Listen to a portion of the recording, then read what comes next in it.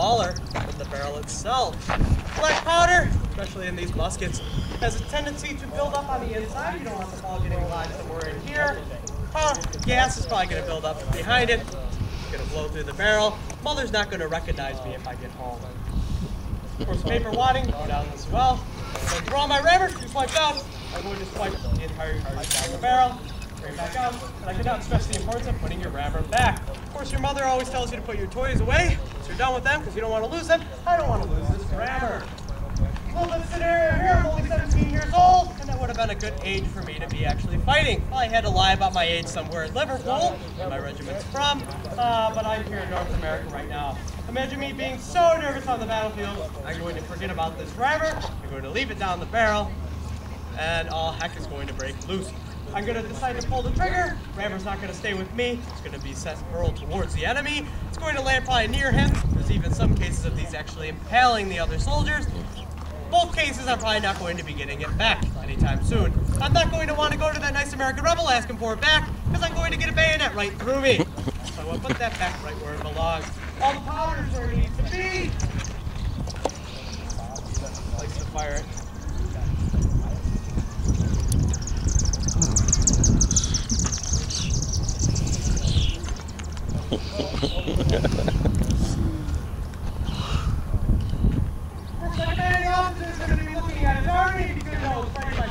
Nice clean barrels up in the air.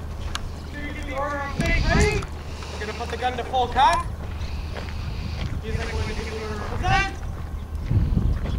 And fire! Powder in there, powder pull it out. Misfire on these guns for 25. 1 out of every 5 shots was possibly a misfire.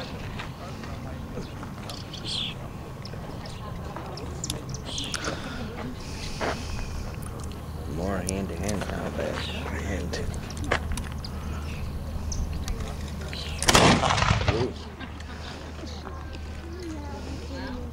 Pretty loud shot. That's going to be heard all over the battlefield. Did I? Okay. This arm I wouldn't be able to hit him in midair. But as you can see, I did have a misfire due to something being wrong with the lock area. But I do have another tool. It's called the bayonet. Bayonet's a little bit more barbaric than actually shooting a guy with a musket ball, but I'm going to take it out and show you anyways. It's going to lock on the end of the muzzle like so.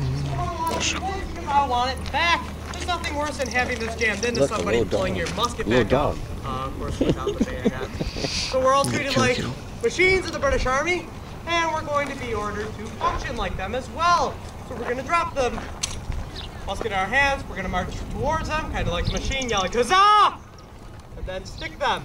Bayonets are built a little bit differently in the 18th century than they are today. This is triangular.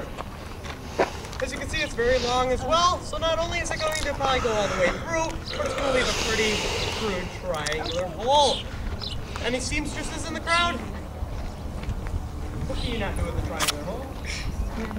You're probably not going to be able to sew it together, and you're probably going to bleed to death as well. It's going to be a pretty cruel, disgusting death. Now, there's a few areas you can hit a soldier with this. Hit him in the legs or the arms. If you hit him here, he's probably have to go through an amputation. Amputation at the time weren't pretty. Medical science definitely wasn't at its height in the 18th century. But if you had a belly wound, neck, or head, you're pretty much left out on the battlefield to die. There's not much a surgeon can do for you. The other thing with this bayonet, you can still fire the gun with it on. But gunpowder residue, is going to build up on the inside of here. It's going to get in you. It's going to sting. It can possibly even lead to some infections. You're not going to want that to happen either. Now, the reason at Old Fort Niagara we don't load and fire these guns with the bayonets on, a young man at Fort George across the river decided to pull his rammer out, stick his rammer back in, instantly impaling his hand. This isn't going to be a good thing. It's going to go all the way through. He ended up stumbling back to his interpretation office, and he had to go to the hospital, which he had a pretty good joke to tell everybody. There was another young man at the fort, quite like Fort Niagara in New York State, running across the parade grounds with one of these in his hands. He trips, goes right through his foot. It's going to take months to heal, even with 21st century health, of course, medical technology. So there are a few things that we use a little loosely today that really have their beginnings in the 18th century. Now, flash in a pan. That's when, of course, the flash is going to go off the pan, but the gun itself is not going to fire. There's also one that's a little derogatory to use towards young women. Women, no, it wasn't derogatory. Well, it wasn't too derogatory in the 18th century, but it was a young lady who decided to be rebellious and not wear her corset over stage. It was really disallowed in the 18th century. Who let the cat out of the bag? Somebody in the army is going to be carrying the bag on their pouches right here, on their waist belt. They're going to open it. It's going to have a cat of 9 tails. So the soldier that got in trouble would be letting the cat out of the bag, since then he is going to be whipped.